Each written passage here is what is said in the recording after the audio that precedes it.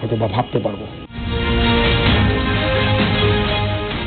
বাংলাদেশের মোটরসাইকেল ইন্ডাস্ট্রিতে নতুন প্রযুক্তির পরিচয় করানোর ক্ষেত্রে ইয়ামাহা ও এসিআই মোটরস সবসময় অগ্রণী ভূমিকা পালন করে। এরই ধারাবাহিকতায় হোটেল লা মেরিডিয়ানে ইয়ামাহা বাংলাদেশের একমাত্র পরিবেশক এসিআই মোটরস ঘোষণা দেয় ইয়ামাহার অত্যাধুনিক প্রযুক্তি FZS হাইব্রিড বাজারে আনার। আধুনিক প্রযুক্তির উচ্চ ক্ষমতা সম্পন্ন এই বাইকটিতে রয়েছে হাইব্রিড ইঞ্জিন, যেটি তেল ও ব্যাটারির সমন্বয়ে চলে, যার কারণে অন্যান্য মোটরসাইকেলের তুলনায় বেশি মাইলেজ পাওয়া যায়। অনুষ্ঠানে উপস্থিত ছিলেন এসিআই মোটরসের ব্যবস্থাপনা পরিচালক জনাব সুব্রত রঞ্জন দাস। বাংলাদেশে প্রথম হাইব্রিড বাইক লঞ্চ করলাম।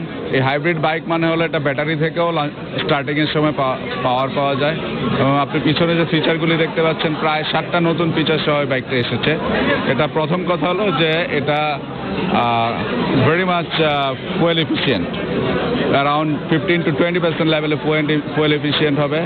এটা জ্যামে রাইড করার জন্য খুবই কমফোর্টেবল, কারণ স্টার্ট স্টপ সুইচ আছে, যখন জ্যামে আসবে অটোমেটিকলি স্টপ হবে এবং এটা ক্লাচ ছেড়ে দেওয়ার সাথে সাথে স্টার্ট হয়ে যাবে, স্মুথ স্টার্টিং। এবং এটার মিটার, ডিজিটাল মিটারটা একদম মোবাইলের কনসোলের মতো, যে মোবাইলের স্ক্রিনের মতো, এটার সাথে মোবাইলের স্ক্রিন অনেক ভালোভাবে করে। আর এটা হলো সেফেস্ট ব্রেকিং টেকনোলজি, কারণ জ্যামে রাইড করার জন্য ABS এবং TCS সব মিলে এটা একটা বলবো যে ভেরি হাইফাই মেশিন।